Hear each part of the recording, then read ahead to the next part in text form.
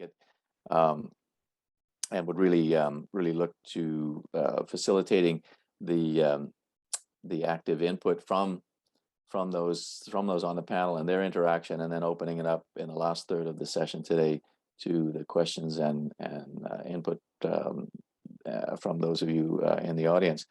So you saw it on the screen earlier, but I'll just mention the roster of who we've got on the panel, who we're very pleased and honored to have here. We have Marc von Keitz from the Grantham Foundation, formerly with ARPA-E program on the Mariner program there on, and Marc will introduce himself as we come to each of them to give their introductory comments and perspectives. We have Mike Kelland, the CEO from Planetary Hydrogen, Phil Kithil from the founder and CEO of Ocean-Based Climate Solutions, Gaurav Sant, co-founder at SeaChange. We have Marty Odlin, founder and CEO of Running Tide, and Ryan Orbuch, who is the procurement lead on climate at Stripe.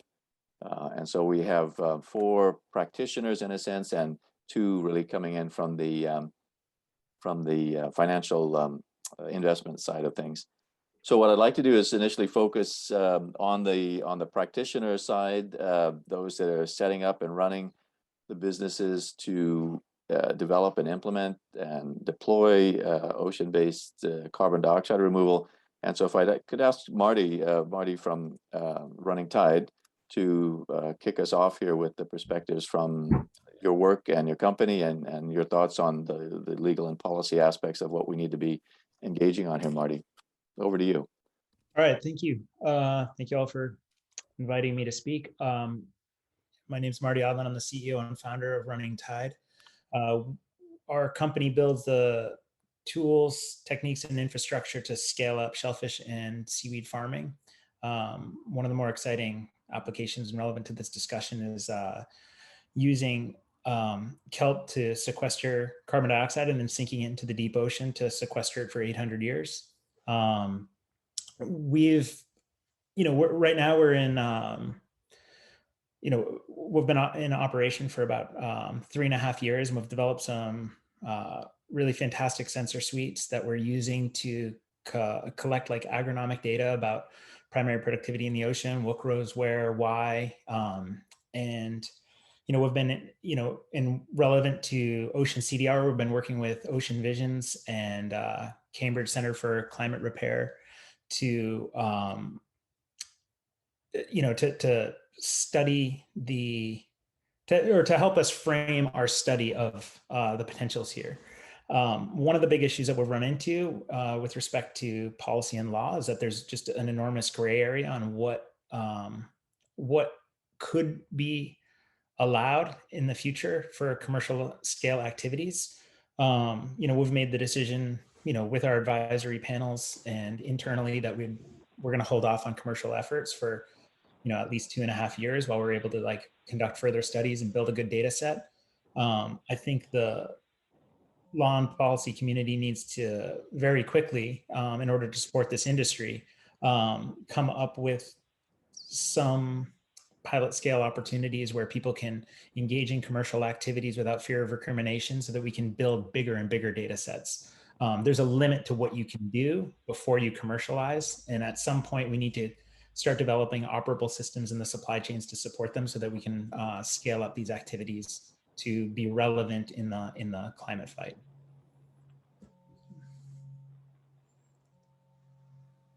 Thanks, Marty, for really concise input there. And I forgot to mention, all of you for these introductory comments have up to say 5 minutes or so to give us your perspective. So Marty, if you wanted to take a few more minutes, if any other points you wanted to add, you were very concise there, which is great, but yeah, add in a few other points if you'd like.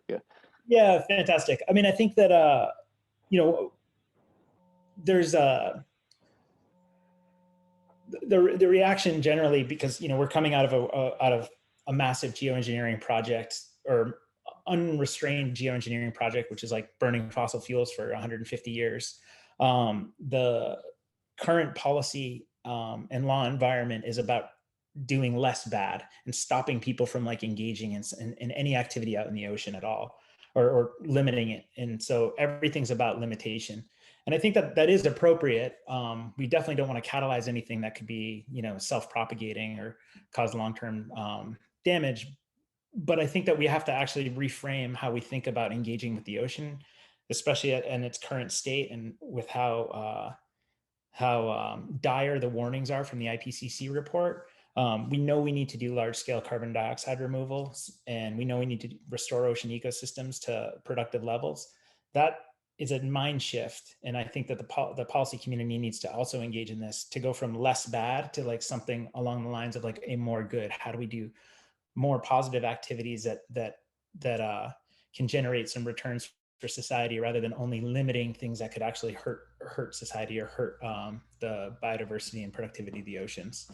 So I think that just like there is a reframing that needs to happen, and I think that there's a bunch of specifics I could get into, but I think that that's generally the approach that needs to be adopted here: is how do we encourage good behavior and restorative activities, and less about trying to just limit the bad things.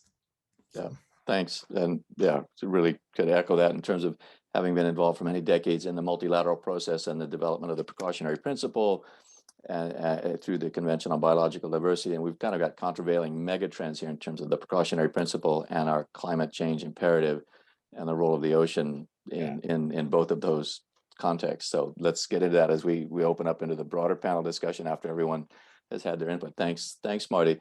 If I could go over to Gaurav Sant, co-founder of SeaChange. Gaurav, if you want to jump in with your initial comments. Yeah, thanks very much, Paul. Gaurav Sant, I'm a co-founder of SeaChange and a professor of engineering at UCLA. SeaChange is developing an approach that allows us to use electrochemical flow reactors to achieve alkalinity enhancement and hydrogen production, which essentially is coupled to the power of the oceans. We've essentially been undertaking very small scale laboratory and bench scale work, but we're scaling up rather fast, and we should have pilot systems that start to come online in 2022. Really, I think the biggest things that we're really thinking about is really, given the scope and the scale of the challenge, is how do you really think about the right scale up pathways and what's really the right kind of support that's needed to make scale up happen. But beyond just thinking about support for scale up, we need to think about what is really the nature of support that's needed, not simply technological, but also policy support that's important to catalyzing a ecosystem where carbon removal is incentivized. Particularly when I think about this, that there are 2-3 things that really come to mind. Thinking about measurement, verification, and validation really around carbon removal, I think is key. Thinking about durability and the permanence of carbon dioxide removal, again, turns out to be super important. And the last part, which is, I think, extremely important, but we've not maybe given as much consideration to, is how do you distinguish between permitting at scale? So how do you distinguish between permitting that's needed to demonstrate, examine, validate small scale projects? So, you can call these demonstration permits or R&D permits, if you will. And how do you think about permitting that needs to happen for commercial scale projects, which we would need to deploy around the world? Obviously important because you want a very streamlined but extremely accelerated process for small scale permitting that lets you sort of understand what needs to be done, what you are doing. And really, I think a big part of thinking about any of these, I would say, ocean-based solutions, we've got very little experience in doing them, and the experience is really going to come by doing, or what we call by learning while doing. And anything that we can do to accelerate learning while doing, I think, is something we should really be counting on. With that said, I'm happy to pause and talk about the rest as we get into the rest of the panel. Great, thanks, Gaurav. And I think these issues of scalability and permitting, and I'd also say then the kind of the international aspects of the scalability of national waters versus international waters, and what kind of standardized system of law and policy is going to be necessary here for something like ocean-based CO2 removal. So speaking of ocean-based, why don't we move to Phil, co-founder or founder and CEO of Ocean-Based Climate Solutions, to bring in your perspective, Phil. Great, thank you very much. I'm going to share my screen and find the right deck here. So, There we go. I was hoping that would be full screen. How do I do that? Well, Can see it pretty well. yeah, let's see. So I don't know if I have the right one here. Hold on a sec. That's the wrong one.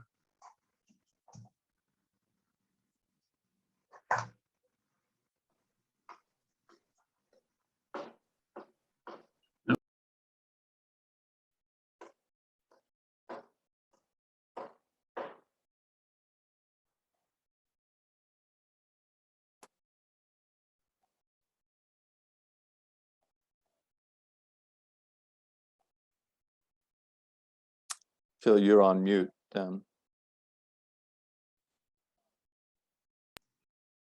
we go. Yeah. So startovers, thanks again for inviting me, and thank you, Paul. I'd like to talk about the scale and the scaling of artificial upwelling pumps. That's what we do or are working on. And it's been an effort since 2005, prompted by Hurricane Katrina hitting New Orleans. And so we've been trying different things since then. And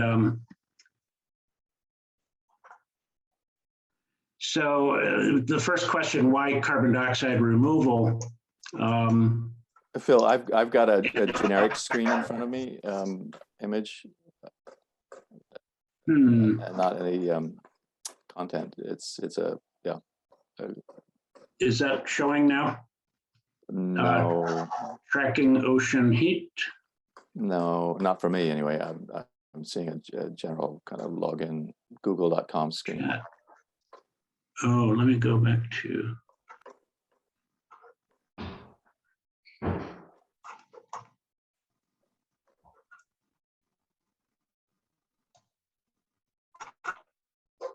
Okay, do you see the title slide, Paul? Yep. Okay. Yep. Scale and scaling. Yep. Yeah. Yes. Okay. Thank you very much. Apologize for that.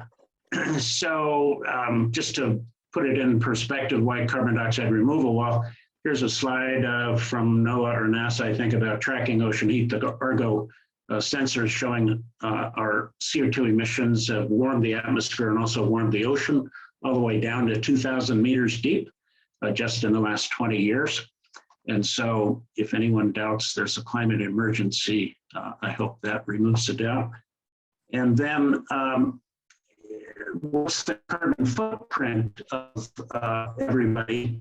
And of course, globally, the top 1% are way above sustainable, as one would expect. Even the top 10% are above, even the middle 40% are above. The bottom 50% are sustainable. They have very low CO2 emissions, but they don't want to be. They would like to be in the 40% of the top 10. So this is a long-term problem, and we cannot deny those lower income people the right to move into a more comfortable lifestyle like all of us enjoy. So that's motivating, one of the motivating factors. So here's a short snap of our ocean pumps, and thanks to Discovery Channel for providing this. Powered by wave energy, delivering nutrients from deep in the ocean, 500 meters, where it's dark, up to the sunlit surface, triggering photosynthesis, growing phytoplankton. Phytoplankton metabolize the nutrients by absorbing CO2, and that changes the air-sea boundary, PCO2, allow more CO2 out of the atmosphere into the ocean. It's a very dynamic process. And the phytoplankton, of course, are eaten, they die, they sink as particular organic carbon. So that's the basic process and the basic technology. And let's put it in scale. So here is a single wave, let's call it 100 meters from peak to peak and 2 meters tall. This is approximately to scale, not exactly. And our buoy riding this wave is 0.5 meter tall, 2 meters wide, and 3.5 meters long.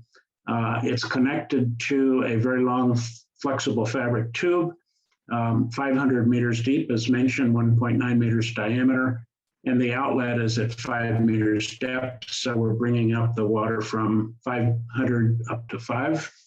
And the thermocline is the warm water, cold water boundary in the ocean in the summertime, at least, typically in the 30-meter depth range. And what is the, how do these nutrients advect and change as you bring them up? And so here's just taking a look at the scaling of a 1/r² basis.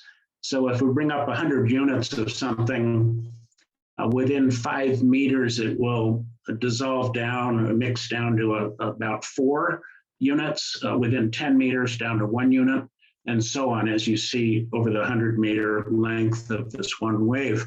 And the point is that these devices are extremely local in the effects that they have. Now, our plan, and it's yet to be determined based on the data that we might get in the future trials, would be to have one of these devices every 700 or so meters. That basically is equal to 2 per square kilometer on the diagonal. So that's the scale of our device. The deployment region would be initially in the North Pacific subtropical gyre, deploying them off California or Baja, Mexico. And they will rotate in this gyre over a very long time period. Because they extend from the surface down to 500 meters depth, they're going to be very slow moving because they're intersecting different currents at different directions, and will basically follow the average of the water mass that's inside each tube. And so this could be a 5 to 10 year round trip, expected to be. So the another scale of the ocean, take a transect from San Francisco to Hawaii, 4,000 kilometers almost, and most of it is 5,000 meters deep. So the oceans are huge. Everyone knows that, but helpful to have a perspective on that. And then the scale of the CO2 problem, a gigaton, got 9 zeros. Scientists say we need to remove at least 1,000 gigatons by 2100. I've heard numbers as high as 3,200 gigatons, but let's stay at 1,000. So you've got 12 zeros. And I did some crazy calculations. If I drove my Prius to Pluto and back, I'd have to do that 800,000 times to equal that amount of CO2. It's a long way. And what's the cost scale for our technology? These are very preliminary estimates. If we deploy 1,000 pumps a year from now to 2,100, we're not even close to solving the problem, less than 1 gigaton removed at a cost of 8 billion. 100,000 pumps a year is less than 10% of the solution, 79 gigatons. It would take 1,250,000 pumps a year to get to the 1,000 gigaton level at a cost of 3 trillion. So, Phil, if I could ask you to jump to the legal policy kind of implications that you wanted to bring up. Yes. So the permitting issue for us is our pumps are free drifting. So one issue is if we deploy them within the EEZ of a country such as the US, between inside of the 200-mile boundary, and that is a properly permitted deployment, and then they drift across the EEZ, how do we deal with that? They are now in international waters, no longer in US waters. So I guess that would be one of the leading questions that I would ask. Great, thanks. So thank you very much. Thanks, Phil. And that's certainly that international to national waters and the connectivity and fluidity of the global ocean ecosystem is a key challenge here in the legal policy context. And as we work to take things to scale and work across all those boundaries. If we could go ahead, Mike, and go to you from Planetary Hydrogen, if you wanted to bring in. And so, we really hope to and work to cover a lot of the pathways here for Ocean CDR, and really great to have you involved as well. Please. I think you've got, a lot of the different pathways, Paul. Well done for bringing together this group. This is great. So Planetary Hydrogen, ignore the hydrogen part. We are focused on the planetary part. What we do is that we take mine tailings, we reduce those electrochemistry, which co-produces hydrogen, into a mild and pure form of alkalinity. And using that mild form of alkalinity, we alkalinize the ocean, basically bringing the pH very slightly up in a local area in order to enhance the ocean's ability to capture carbon. So this is a process that is a very natural process. It's what's called Earth's thermostat. Essentially how it works in nature is that you get rain dissolving CO2 very slightly, acidifies the rain, that weathers alkaline rock around the world. And as that weathers alkaline rock, it forms carbonates and bicarbonates that end up flowing out towards the ocean. And that action, along with what's known as partial pressure dissolution of CO2 from the atmosphere, is the reason that the ocean is the largest store of carbon on the Earth's surface, totaling over 38,000 gigatons of carbon within ocean chemistry. So when we talk about scale, obviously, that's a really big deal. For us, from a policy and law perspective, I think that the two things we think about most are permitting and measurement. Measurement and reporting of alkalinity is super challenging when we talk about valorization of the carbon that's captured. You can put this alkalinity in the ocean. It may take months or even a year before that mole or that little bit of alkalinity contacts and captures CO2 and sequesters it for that 100,000 plus year time frame. And in the process, as sort of Phil showed with that diagram, you get broad-based dissolution in that process. And so measurement and monitoring of that actual effect in situ in the ocean ends up being a very big challenge. And it's required, right, for us to get to valorization. So there's a science step, and then there will be a policy step.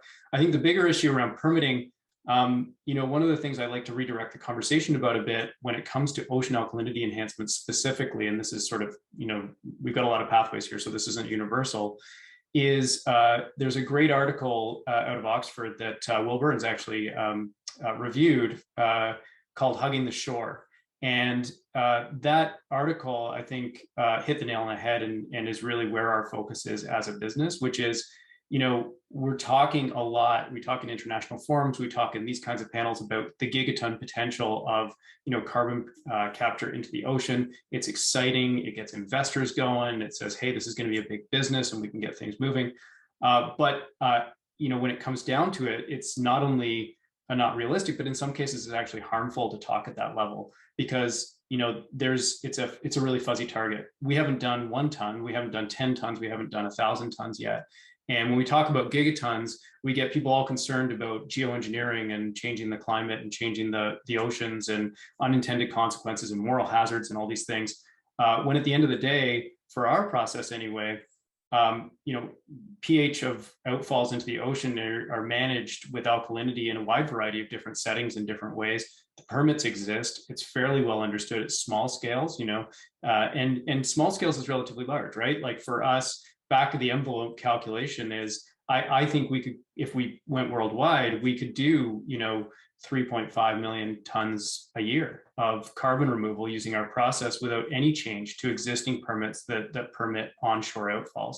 And so some of these kinds of, local effects, I think are where we really need to be focused right at the moment. We need to look towards the future at the policy side, but I also think that if we're able to do really good science and we're able to build coalitions and involve Indigenous groups, NGOs, governments, policymakers in those local, settings where we can show local benefit and talk about local action, that gives us a really strong base to stand on when we do start getting to the point where we have to talk about where are the global effects and what are the global systems.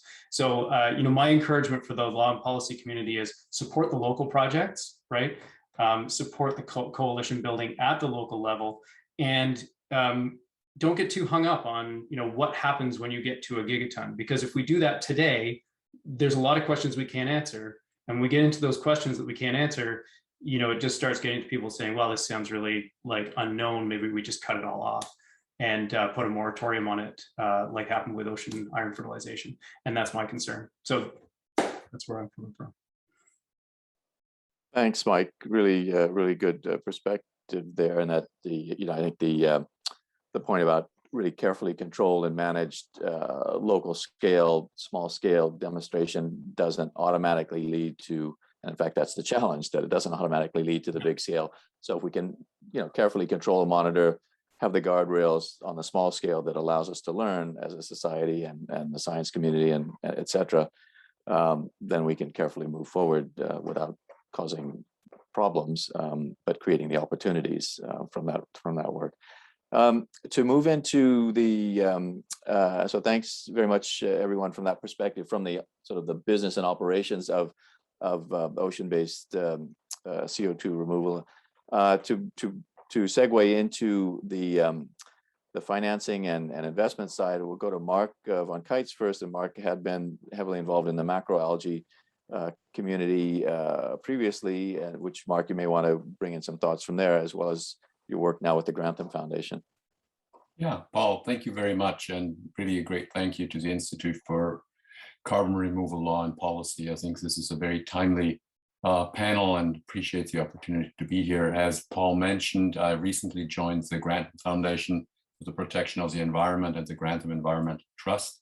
In particular, I'm working on an area that's called neglected climate opportunities, and we're making grant as well as equity investments to fund direct technology development, but also to support the innovation ecosystem. And carbon dioxide removal is really front and center for us, and we see a lot of potential in Ocean CDR.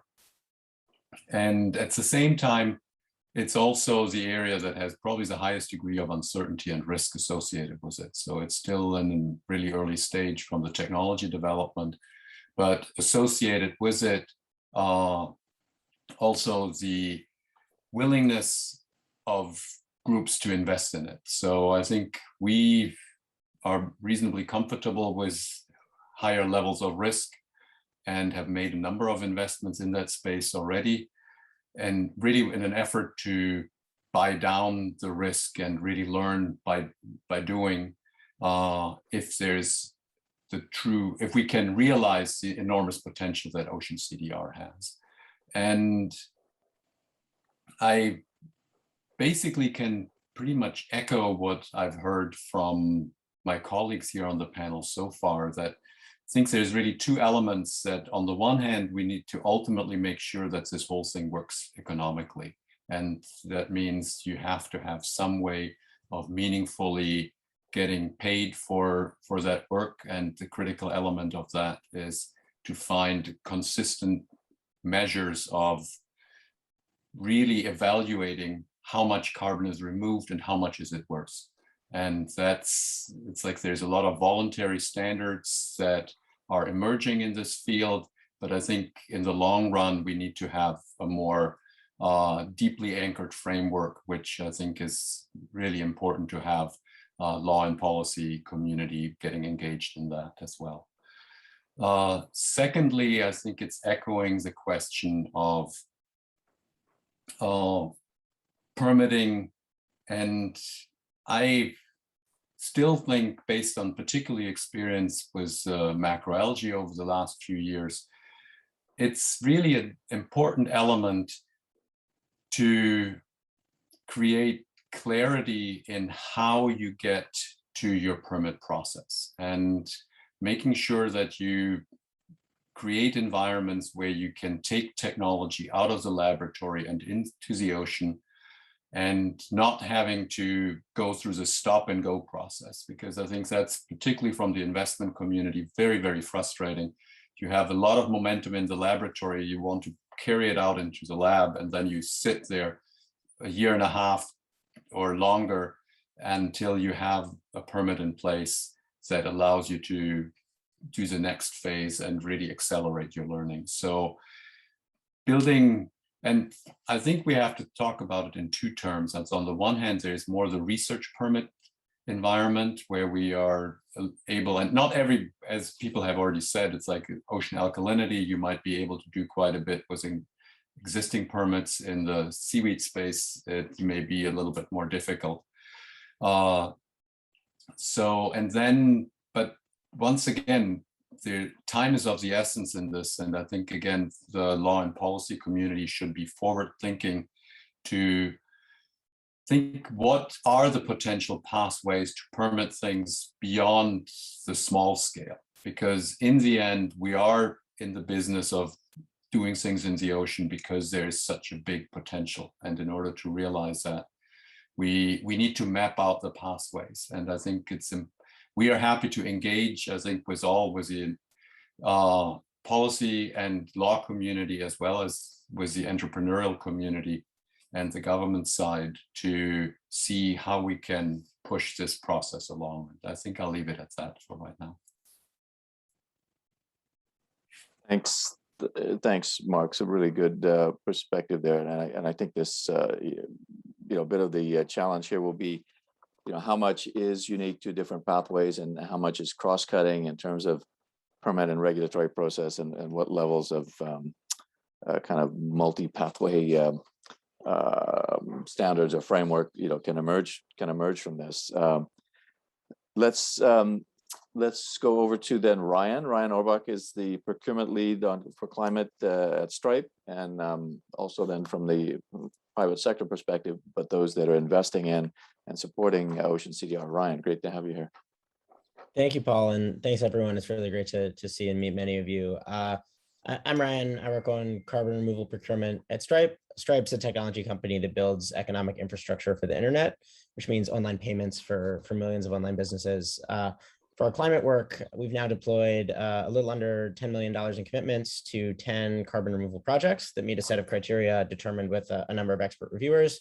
That includes projects that don't compete for arable land, that have very high 1,000+ year permanence and net negative life cycle, and potential for a meaningful cost curve to be sort of a material part of the world's carbon removal portfolio.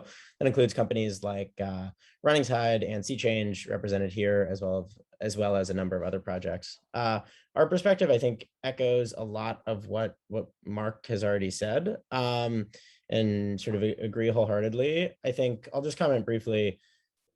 In our purchases on ocean carbon removal and more generally, like, we are really interested and see ourselves as most useful to the extent that our market signal and our demand for permanent carbon removals can help accelerate projects down the cost curve, or prove out that they don't work, but help the world realize that, sooner than it otherwise would. So if projects are getting blocked on permits, if projects are getting blocked on sort of unnecessary paperwork or regulatory work beyond the stage that their project sort of reasonably is at, or really anything that slows them down, obviously keeping in mind the importance of, environmental impact awareness and ecosystem impacts and sort of all of that. Like, we're not going to know whether or not any of these approaches work unless they're deployed at least larger scales than exist today.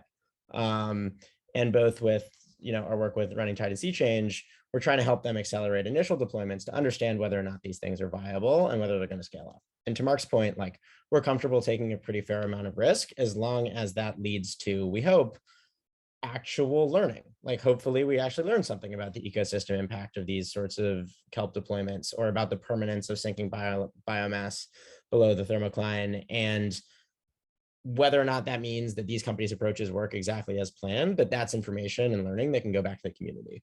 And I think the ask for policymakers is really just like, enable environments that let these things test and that let these things figure out if what they're working on is viable, and don't sort of over-regulate too early. Obviously at scale, it's very different considerations, but I think what we've tried to do, and what we hope the field can try to do, is kind of meet projects where they are, and give them the opportunity to prove out whether or not their approaches work. Yeah, so we're really excited about Ocean CDR, and we also recognize, as Marc said, it's really early. Much of it's still really high risk, and some of it may not work at all.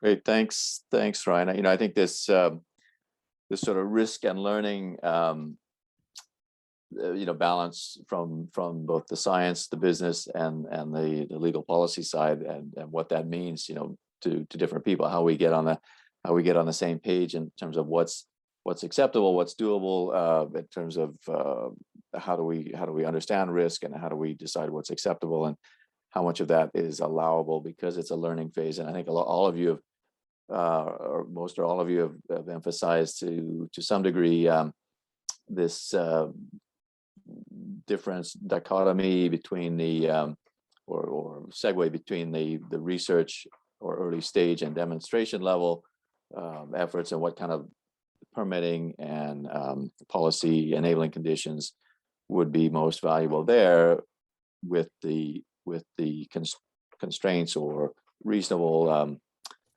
consideration of scalability and larger scale deployment being more requiring a different set of considerations, or an additional set of considerations. So to open it up now for the next say 25 or so minutes between the panelists, just to allow the six of you to interact before we go to the broader group here, things that you've heard from each other that spark interest, ideas, concerns, and in particular in the context of, as a community of Ocean CDR practitioners and investors, you know, how do we need to be working together? And this is a key part of what we do at the World Ocean Council with our monthly Ocean CDR and blue carbon roundtable, and the emerging ideas there of perhaps creating a more formal or helping facilitate a more formal kind of association of the Ocean CDR and blue carbon business and private sector community. Thoughts about what you collectively see here as the law and policy connections and imperatives, either things you don't agree with from the others, differentiation between the pathways, commonalities. You know, how can we best help the law and policy community move this urgent need forward to work with the ocean as a part of our solution? Phil, you're on mute, Phil. Sorry. We've had discussions with EPA and also U.S. Army Corps of Engineers on permitting within the 200-mile EEZ. And I'm getting conflicting stories. The EPA says they are the overarching administrative agency from the shoreline all the way out into the open ocean. And the U.S. Army Corps of Engineers has nationwide permits, some 50 different ways that you can get a permit to do something in the EEZ, inside of the EEZ. And about 4 or 5 of those would be applicable to our technology. So I'm just interested in what others' experience they might have in dealing with either the EPA, Corps of Engineers, or other agencies. Looks like Mike has his hand up. Yeah, sure, Mike. And just to give a little broader context here in terms of interagency, you know, engagement, and that, so we've got some lessons here perhaps for other parts of the world as well, and not just overly on the US context. But please, Mike. I actually was going to say that, Paul. We're based in Canada, Phil. Come on up. It's a lot simpler up here. You know, there's 2 agencies.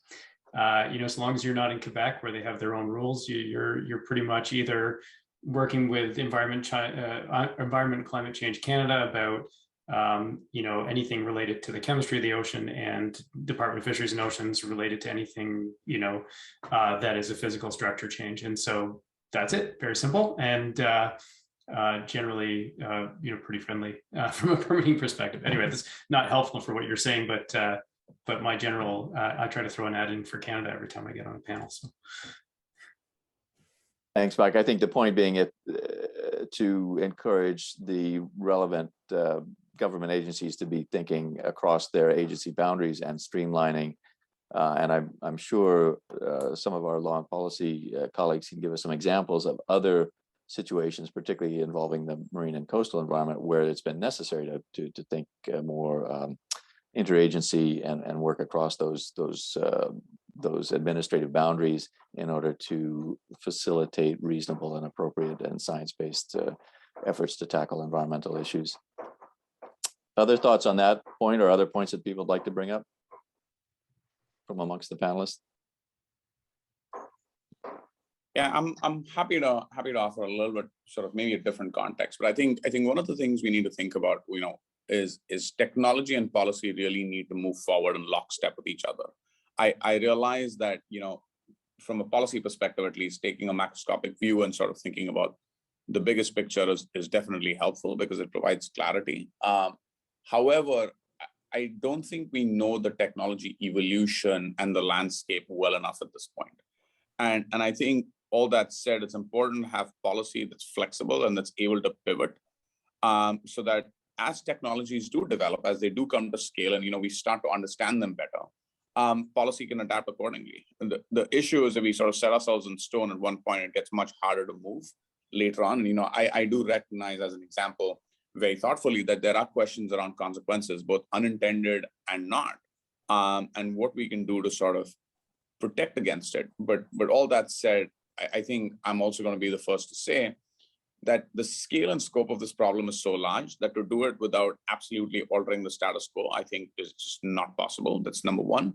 But number two, when we think about the development of policy as well, we need to think about how technology itself might evolve.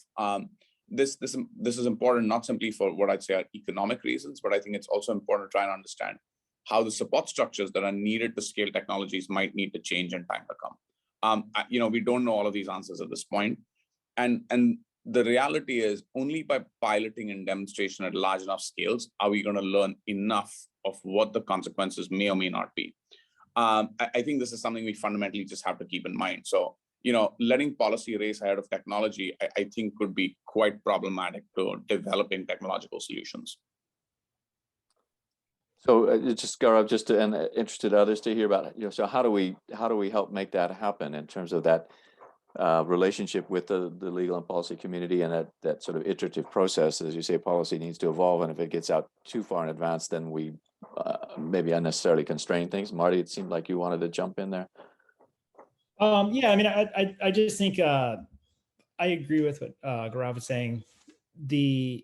One of the most important aspects of building these or assessing these technologies is assessing how they're going to operate in at an industrial scale, to try to get an understanding of what the industrial learning curve will look like, how scalable are the supply chains necessary to feed these systems. You can't do that in the lab. It's really, really hard to anticipate what bottlenecks are going to emerge and where development work needs to happen. So if we're only constrained to very, very small experimental projects, and then we assess, and then the global community is like, okay, these 2 or 3 technologies are the best ones, and we start the process of going up the industrial learning curve at that point sometime in the future, we're going to miss very, very valuable years where we can be where we can be scaling up these technologies. So I think that it's just the most important thing is that we're able to we need to develop frameworks that allow for reasonable, and reasonable in the context of a 500 gigaton problem scale up, so that we can find out where not only the environmental impacts, but the social costs and what industrial ecosystems need to get stood up in order to support them. Because it's something that's not talked a lot about, is just how industries of this scale take a long time to build up. And it's something that I have a ton of fear about, is that someday we're going to identify the best few solutions, but we haven't done any of the work to build up the industrial ecosystem. And it's just going to cause a decade-long delay as we try to stand up solutions to solve this problem. So there's very much an imperative to allow a small amount of scale up in commercialization, so that we can identify really where the costs are hidden in the supply chains for these systems.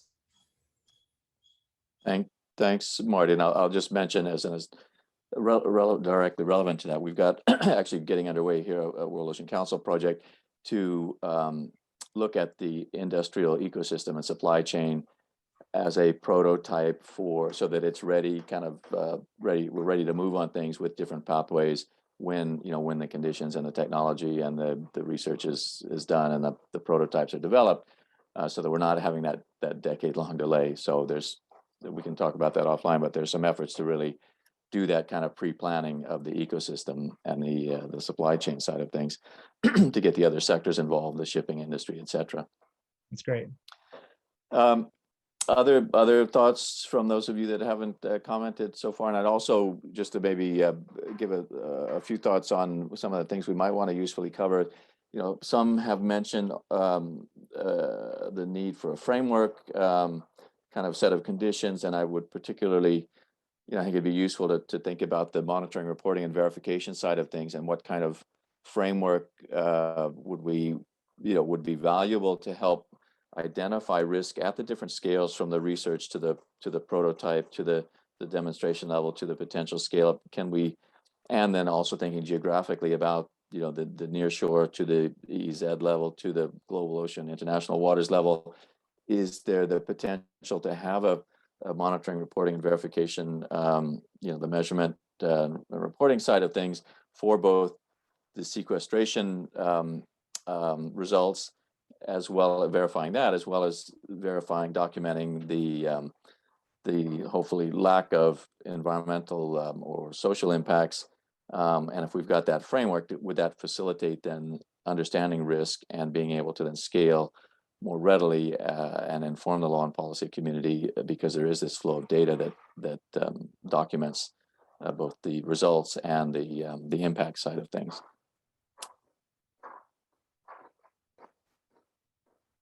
Sure, Mike. Oh, I can comment a little bit on that. I mean, again, I think verification and monitoring is just such a critical platform for additional efforts in this space. And I think it's sort of telling a little bit that the ocean has this massive potential for carbon dioxide removal, and you probably have I don't know, a quarter of all of the organizations working on it on this call right now. Now, maybe that's an exaggeration, but there's really a very small handful of companies right now working on Ocean CDR, compared to, I think, the massive potential of Ocean CDR for climate change. And it's not a market problem, right? If you look at the great work that Ryan's been doing, Marc's been doing on funding this stuff at the early stages, and you look at what Carbon Plan's done in terms of their analysis of everything, the prices for CDR right now are very attractive for people to get into the field and be supported through the early scale. The prediction is that it's going to continue to be very attractive into 2030 and thereon, as more and more companies start getting on board with what I think Stripe has done an amazing job of leading, understanding the value of permanent carbon removals compared to less permanent forms of removal. So there's it's not a market problem. I think it really is, when we look at the oceans, it's a societal, it's a policy, and it's mostly a monitoring and that type of problem that we have to overcome. And I really believe that if we can work out, and I'll talk in my little sphere, which is really all I know, which is OAE, but if we can really work out a sort of standardized platform for monitoring and verification for ocean alkalinity enhancement across the board, we will unlock a lot more innovation in this space. A lot of people will jump in because I think it is just an amazing opportunity. Now I'm totally biased, but that's what I think. And so that, I think it's huge. And it's one of the things that we're thinking a lot about. So we talk with people like Ocean Visions, we talk with CEA Consulting, we're doing our own efforts. We've got three distinct efforts around monitoring and verification that we're doing around the world right now, in Halifax, in the UK, and two in Halifax, one in the UK, that's three. And I know there's other efforts ongoing, and we're trying to see how we can bring together all of those efforts as much as possible and build that as a platform that can enable future business. Because I think that's really, really, really a critical key to unlocking things in our specific space. Thanks, Mike. That's really good perspective. Yeah, Marc, go ahead. Yeah, if I maybe just follow up on that, Mike, I really appreciate the emphasis on basically measurement and verification, and absolutely agree with you that that's a critical part. One of the things that we might want to think about is why we, I think, on the one hand, need an overarching target and an agreement of what counts and what counts for how much. So the dimensions being, on the one hand, just the total amount of carbon, but then also for how long is it put away and where is it put to.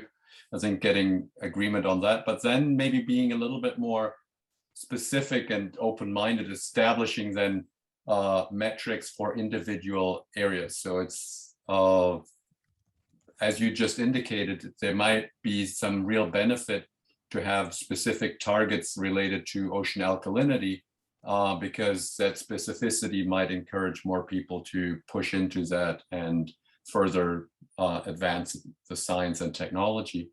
And in a similar fashion, what may we want to establish for seaweed carbon sequestration as well? Are there other complementary metrics? As I said, they still need to fit under an overarching part, but then maybe for it, trying to squeeze every technology into just one limited set of metrics might get somewhat stifling. So I think that's really recognizing that we're still at a very early stage of technology development. So getting the long-term incentive out, but at the same time opening up enough flexibility for various technology approaches to flourish and develop, I think is really critical. I think, Mark, to your point on the MRV, and Mike, thank you for the kind words on our market approach. I think like the other thing is a little bit of an elephant in the room for me, at least, and partly because the ocean projects we work with are still quite early and haven't delivered tonnage yet. We haven't gone through sort of a figuring out MRV with them in more details yet. Especially for something like ocean alkalinity, actual true MRV that's not just modeling costs real money and like requires going out to physically measure stuff, and requires spending in some cases a long time measuring a baseline so you can see if your thing is doing what you think. And I think that to the point that it's not a market problem, like I don't think most buyers understand or would necessarily be comfortable paying for some of these things if they realized how much true MRV costs, and it's kind of not priced in right now. And I think that is something that we'll need to get addressed eventually. I don't know exactly how it's going to get solved, but like in many cases you have nascent technologies and nascent approaches with some scientific uncertainty, and Argo floats are expensive. Sending someone out to monitor some of this stuff is expensive. Picking up some seaweed from the bottom of the ocean is hard and potentially just not even possible. And yeah, the monitoring verification, both from a protocols perspective and a cost perspective, costs real money and requires real people to do. And it's not clear to me that the purchasers fully understand that, or that how that should be priced into the credits is fully understood, and how you do that without setting up weird incentives where the market wants cheaper credits with less verification costs, and that just sets you up to have worse verified credits. So that's something that I don't know the answer to, but especially with Ocean CDR approaches, when the monitoring and verification is like actually difficult in many cases, or at least difficult at this stage, I think is something we'll all as a field need to figure out how to address. Well, Ryan, just to very quickly touch on that point, and Chris made a good point in the chat here, which is, it's our hope that once you've really proven it in the field, we can move to modeling for the MRV for a real project, because it will be impossible. You just literally can't count the carbon. And in the same way that you look at something like soils, where you have to do samples every so often and like measure against a baseline, as you said, I think we can do that relatively cheaply in the ocean if we're doing a large enough scale OAE process, where we can do samples and monitor against sort of what we've proven in depth at scale, at the low scales, right? I think it has to be that way. There's no way really to count every mole, right? Conceptually, totally with you. I think my concern is more just, and yes, of course, and I mean I think my concern is more around doing that for land-based methods doesn't even work all that well. I mean, like baseline hacking is a huge problem here. And when there are more degrees of freedom in your baseline, it just gets harder. I mean, this is hard for the same reason the soil carbon's hard, right? But probably more. Especially on something like the alkalinity, I'd be super curious to get your perspective on this. And this is probably maybe more technical aside we can have later, but like, alkalinity enhancement is a couple steps downstream from CO2 uptake, and I'm curious how you're actually planning on measuring that out. I certainly don't know the answer. It's up to you, Paul. We can go deep into this. We can keep talking about policy, because Ryan and I. Well, I think the important part here, and this is really good. In fact, I was going to, as just before you jumped in, Ryan, I was going to put this to you and Mark about the investment side of this, and as you point out, it's costly, especially in the ocean environment, and the further you get offshore, the more complicated and costly and complicated, any kind of, science and measurement activity. What I wanted to then also mention, in terms of this gathering today is, how does that affect the quality and the planning and the robustness of the MRV side of things could do a lot to address the concerns, the social political license concerns, and help facilitate the work of the legal policy folks within the context of what so many of you have mentioned today, the adaptation that we need and the flexibility we need in the legal policy situation to allow this nascent work and industry to move forward. I would say that we certainly, through our work at the World Ocean Council, we have more and more of the in situ and satellite monitoring people coming to us about Ocean CDR and saying, can there be some kind of framework, that community developing around the monitoring, reporting, and verification side that links then cost-effective, widely deployed in situ technology that works in tandem with this growing constellation of low orbit satellites and other satellite-based technology. So we're on the verge of launching a sort of a working group or a roundtable around that side of things to help this whole industry move forward. And so that's again another discussion, but I think this broad context is certainly very important to the legal policy side of things getting worked out. So we can, I think Mike, this will be a part of more detailed discussions moving forward. Ryan. Yeah, I mean, I think it's interesting to think about. We obviously need to move to a world where buyers are comfortable or good MRV, whether it's modeled or, amortized cost of a bunch of samples that you took a year ago that's now built into your model, or however you want to structure it, is like something that people are willing to pay for and understand as part of the cost of the credit. Who pays for that, whether it's the buyer or otherwise, is an interesting question. But I also think it's interesting to think to what degree should government set some of these requirements or do some of the monitoring. I mean, in something like enhanced oil recovery and injection, the EPA monitors certain well classes, right? And the national labs are responsible for some of the LCA. And that's one side of the spectrum. Traditional credit verifiers is another side of the spectrum. I don't know how that's going to play out, but plausibly the government should do some of the measurement and some of the standard setting. Yeah. So that's and then which government does it in the international waters context. So we get into some, and there are agencies, and we work with a lot of them, from the UN system that, but eventually someone's got to foot the bill, as you've been saying. Gaurav, I don't know if you've been jumping in. If you wanted to say something, I don't mean to be missing people's interest in interjecting here. No, I think maybe the only thing for me to point out is to maybe go back to the idea around demonstration projects, because I think a lot of what we're talking about really just does require demonstration. And so the question is, how do you do it, right? The problem is if you separate out technology demonstration from measurement and verification demonstration, you end up with sort of two ideas that are basically divorced from each other. And these things have to happen in lockstep, because eventually what you're looking to do is to reconcile really the technology and its outcome in the context of carbon removal. And so it seems as though, to me, in some ways, all roads do lead to Rome. And we just have to be thinking about scaled up projects that allow us to sort of hit on all fronts. And that really seems to be the path forward. Yeah, I think that, I personally, I agree. And I think I think that's the context in which we really, and we'll open it up now, and looking at the chat and the kinds of questions coming in there, how does that relate then to this understanding of risk and the role of law and policy and the adaptation flexibility and in law and policy development that you've all mentioned. So any other thoughts before we move to the broader the audience here? That anyone that has not had a chance to interject some thoughts or perspectives you wanted to before we go to the wider audience?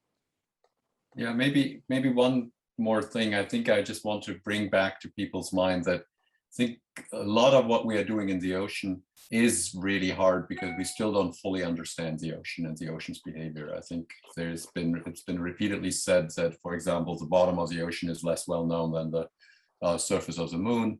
And I think it has generally, it's like we're trying pretty hard to understand oceanography and particularly physical oceanography. But I think a concerted effort from governments around the world to support really strong research efforts to better understand and monitor the ocean, I think is in everybody's interest in multiple ways. So I think that's something that I think, once again, from the policy community, it's something that we should pay a lot of attention to, given how enormously effective, because at the same time, there's also concerns that there might be a lot of surprises still in the ocean and when it comes to the whole climate system.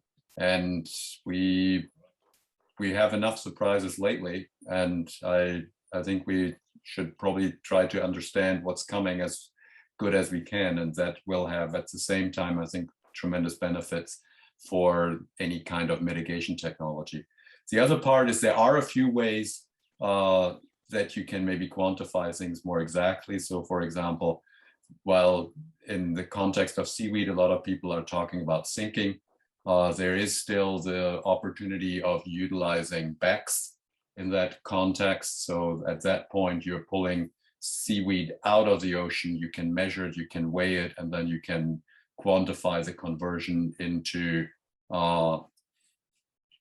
the carbon gas, either CO2 or methane, that then is accordingly sequestered. So there's some parts that are more measurable than others that rely more on what I would call secondary effects that you have to then properly monitor and quantify. So just to inject that into the bigger picture, that there are other pathways that may be a little easier to verify, but the question is, can we scale it to the same level that we can do some of the others? Yeah, yeah. Phil? A little bit related to that is whether it is more efficient to remove carbon into the ocean or onto land. And Klaus Lochner has come up with an estimate that we need to remove 40 gigatons a year for 80 years. And I said, where did you come up with that? He said, oh, that includes the amount of carbon that's already stored in the ocean from CO2 emissions. So looking at the air-sea boundary, the PCO2, partial pressure of CO2, CO2 dissolves readily into the ocean and outgasses readily from the ocean into the atmosphere. And so do we target the 1,000 gigatons that I mentioned, which is into the ocean, or the 3,200 gigatons that Klaus mentioned, which is strictly a land-based? It's a huge issue. I haven't seen any other scientific papers on that, but it just adds to the scare factor, Right. quite frankly. Yeah. So one of the, and I do want to get to the to our broader audience here. Excuse me. I'll just mention then, in terms of some thoughts on the way forward, broadly speaking, that the ability to pull together a collective view in terms of what are the law and policy priorities, in addition to collective views on the science needs, the role of governments, et cetera, is what we're seeing certainly in the gatherings that we organize and seeing elsewhere. And so really the development of a business association essentially for Ocean CDR that includes the broader ecosystem and supply chain, as well as the investment community, to really create that voice and that collective perspective on law and policy and these other aspects, role of government, et cetera, seems to be an important part of the way forward that we'll certainly at the World Ocean Council be exploring and working with all of you to see if that has value and traction, so that we can provide, we collectively as the Ocean CDR community can provide that input to to the law and policy people, the government folks, et cetera, on a regular basis. And because of this, so much that needs to be worked out as we move forward, that it's a level of regular interaction and communication on these things, I think will be an important part of working out where there are standards and frameworks that can be developed, or where there are specific pathway differences that need to be addressed. So that's part of the way, potentially part of the way forward, and certainly an area that we're going to be continuing to explore on the World Ocean Council side. So let's, with the 20 minutes or so we've got left, I'm going to attempt to grab from the from the chat key points, and those of you that commented early on, if you want to repost your thoughts here in the chat, and particularly focus on some of the key issues that have come up from the panelists. There's a broad point here about social license. I think if we could really focus on the law and policy specifics that really reflect the community that Will and his colleagues have so importantly gathered here. And sorry, I'm just checking now on the chat to see what we've got coming up here. Certainly the monitoring and verification side has come up well. I think, yeah, if I could ask those of you in the audience to repost key points that you'd like us to bring up based on what you've heard today so far. So how, I'm just going to go with what the one on the top, the most current one, how existing interagency carbon cycle research activities can enhance coordination and collaboration with the business and private sector regarding Ocean CDR. So are there ways in which this interagency aspect is being addressed already, particularly in relation to CDR? Has anyone had, I think Mike, you kind of alluded to the way things are being done in Canada, but any experience from those of you on the business side in terms of getting the agencies and their CDR interests to be addressing the challenges of the permit process and moving forward?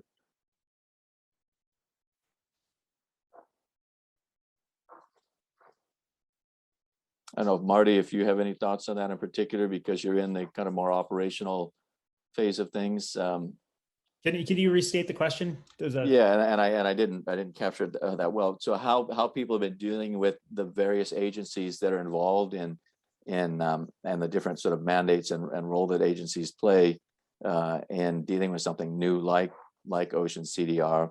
And also the question was also particularly asking about research that government agencies are undertaking, and how can we help the agencies interact across their jurisdictional borders, administrative borders, their boundaries, and also maybe to facilitate the role of agencies. Getting back to Ryan's point, what level does government could and should government be playing in research and MRV, and how does the business and investment community help move that along? Yeah, I mean, it's a fantastic question. I think that, in terms of facilitating interagency collaboration, that's something that would, it's pretty hard to do as a private organization to try to facilitate, when you're outside of government. So, the best way that we've found to do that is to just work through, our legislators and try to encourage, and try to encourage that dialogue. The best thing we can do is individually reach out to each of the relevant agencies and have communications with them. I think that what would the role be of the government? I mean, I think for MRV, I think that it's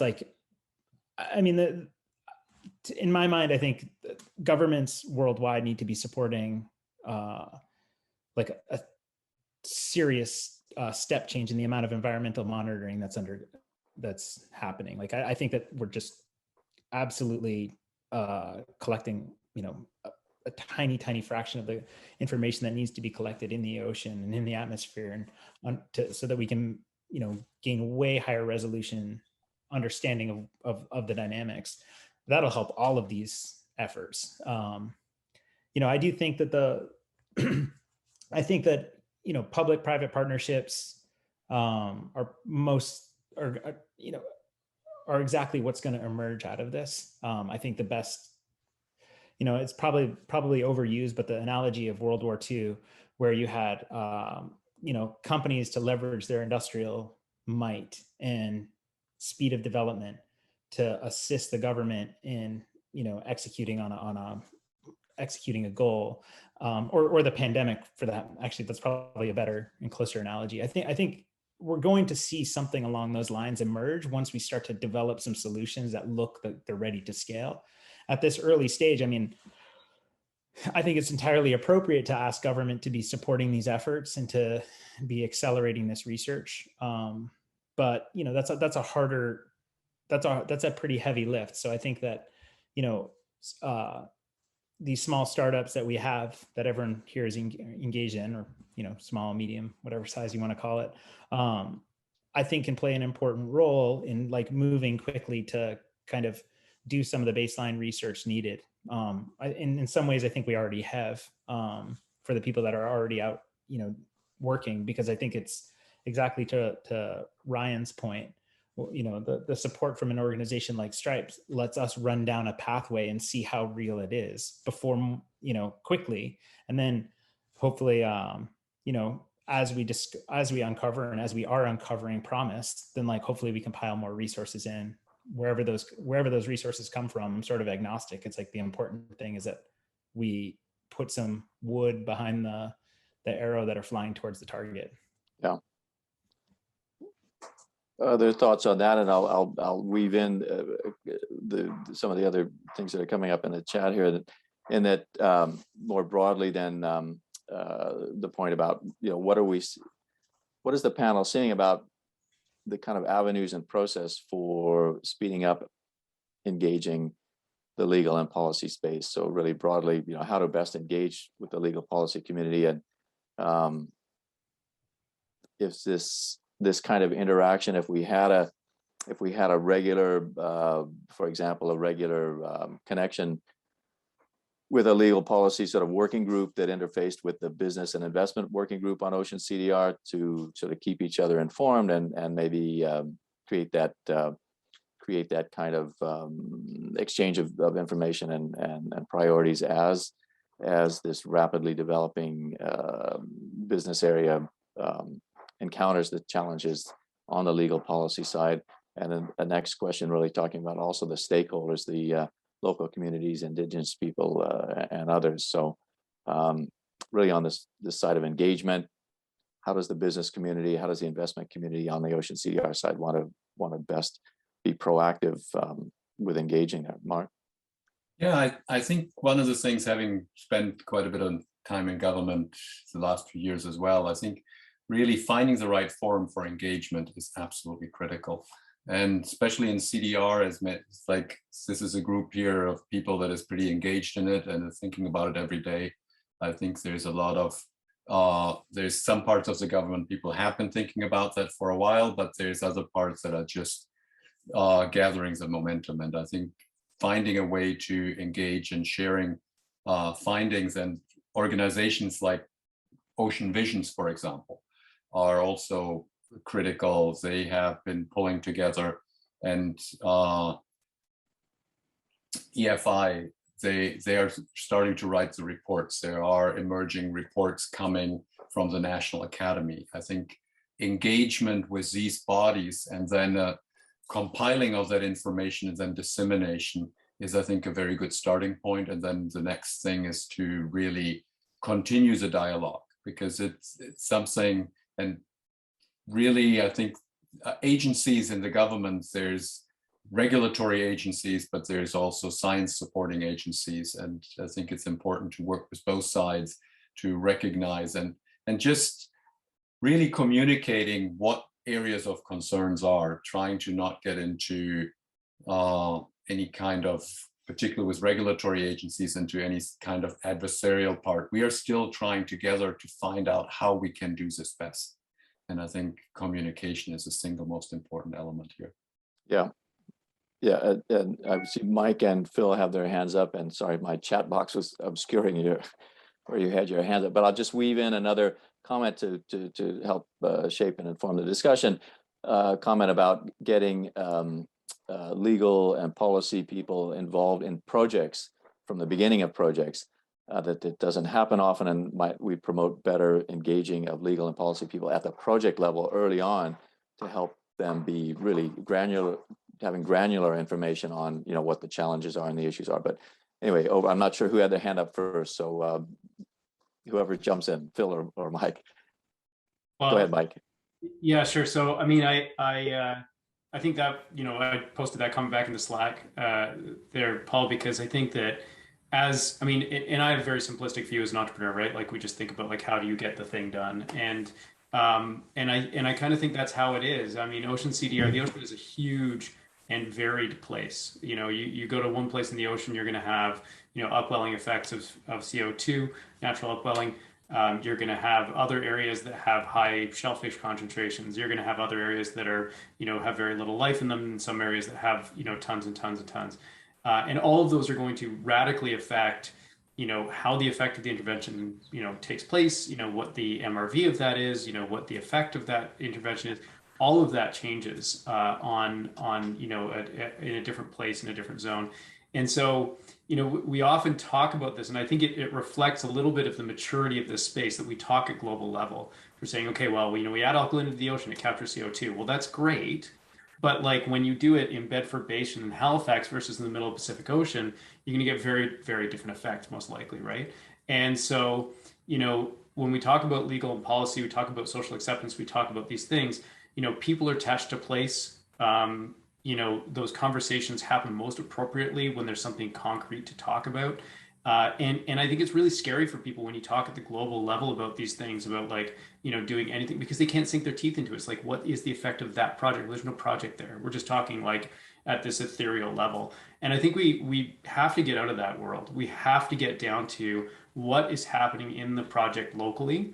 What is the most appropriate thing for us to permit? What is the most appropriate thing that we're going to learn out of that project? How are we going to grow that and scale it up? And then what's the effect, and how do we monetize and valorize the end result of that project? So everything revolves around projects.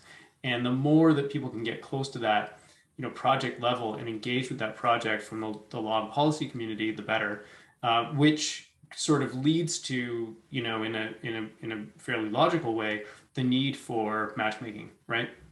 It requires us to have communication, as Marc mentioned. It requires us to have groups like Ocean Visions that can bring together those different organizations and work closely together in order to accomplish those outcomes in the context of a location, a place, a group of people, a group of communities, a group of regulators, and a project developer. So that's my perspective on it. Thanks. Very, very well said, Phil. And then we'll go to Ryan.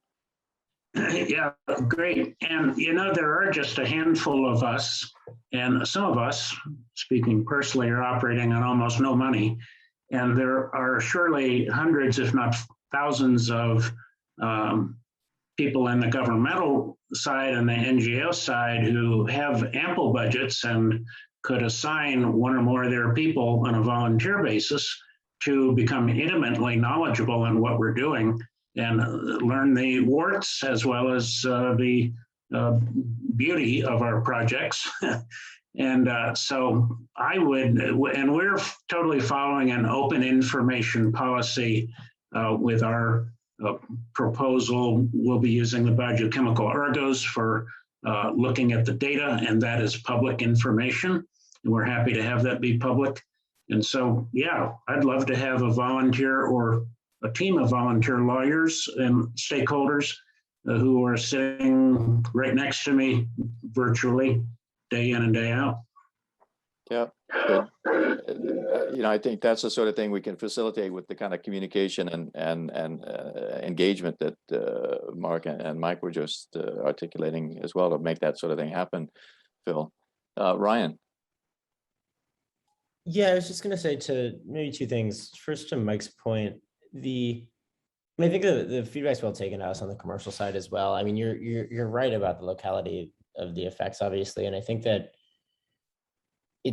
I don't know the right way to square that with traditional cost curve based deployments, looking at industrial learning curves for modular things like solar, right? Like the argument you apply to something like DAC for the cost curve is, I think, pretty different than the shape of potentially some of these ocean deployments due to the locality of effects. Your unit economics might be different in different places. The actual amount of sequestration might be different in different places. And I think that's something that I more wonder what that means for how ocean projects are evaluated and projected against other carbon removal methods, because I think it's more different than it seems on the surface, to your point, because it's really easy to talk abstractly and globally about it. But I think that's also, a role, there's more of a role potentially for the academic community to play more directly in this. I was talking to Shannon in the audience about this, and she was one of our expert reviewers this time around, and her and a number of her colleagues are doing lots of important work that could contribute to protocol development, actually the physical monitoring, and figuring out the right interface there, just like figuring out the right interface with policymakers to sort of embed that expertise. It will obviously be important to this scaling up. Yeah, and a specific point in relation to that's come up as we wrap up here, Ryan and Mark, about how the investment community, and this has come up from several of the companies here as well. What role do you guys see the investment community playing as fostering or if not requiring the projects? And I think this focus on projects is really valuable part of the discussion today in really fostering or requiring that legal policy kind of development or that context to be well understood and addressed as a part of what the investor wants to see out of the project. Yeah, maybe. So first and foremost, I think the policy risk is real. And it's really part of the equation right now when you are in a very early technology development stage. And I think the price of being successful is just too big to be scared away by the policy risk. I think we just have to really work on that. At the same time, I think it's important to clearly encourage the teams that are working on that to engage, but because it's really the local engagement that I think helps moving this forward. But at the same time, I think you also need to make sure that you don't leave the teams alone with that, but that we create an environment or help create an environment that allows these processes to become more efficient, because you don't want everybody doing the same thing over and over and over again, but that we can on a larger level bring the whole regulatory process and permitting process along. And that's what I earlier mentioned as our interest in also providing support for the innovation ecosystem. So that's part of where we, especially from the grant side, are looking for ways to support that, the development of that positive environment that allows the development. And at the same time, once again, the important thing is not to be adversarial about this. This is permitting as an expression of social license. And if there's a lot of obstacle, we need to recognize that that people are concerned and taking these concerns seriously, and looking how we can deal with that is an important element of the whole process. Thanks, Mark. Well said. Ryan, did you want to add in anything there on the role of the investors? I think we think a lot about where sort of how we sit ahead of or behind social license in different areas. I really like the way that Mark put it, of sort of permitting as an expression of social license, right? Because in some sense, we want to provide an opportunity for projects to demonstrate that they merit or deserve social license, right? By attempting a deployment that may have otherwise not happened. And on the other hand, we are not the arbiters of social license in any sense, right? That is a thing that happens emergently, semi-independently of the commercial activity. And I think it's just, we're always trying to calibrate, not getting too far ahead or not being too far behind of sort of where we think that's going to go. And I don't know if we do it right in every case, but I think the work of, Marc's former work at ARPA-E or the work of things like Ocean Visions and sort of helping pave that is really key. And we as the buyer will do our best to sort of sit right on the edge of that and help ensure that like projects can generate evidence that they sort of deserve that license. Yeah, yeah.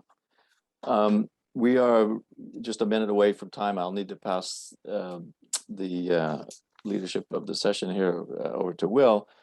Thanks so much, everyone. And Gaurav had to step out to another meeting, but really appreciate all the time and input from all of you. And we'll certainly be doing our part at the World Ocean Council to continue to convene the business and investment community around Ocean CDR and work with great organizations like the Institute and Will's efforts to engage with the law and policy community. And I think we've, this idea of sort of matchmaking and really bringing law and policy folks directly into projects and working directly with companies like Phil's and others and everyone here could be some really valuable developments in terms of advancing our connectivity between the business investment community and the law and policy community. So with that, thanks everyone, and thanks to our participants and audience, and thanks Will so much. Over to you.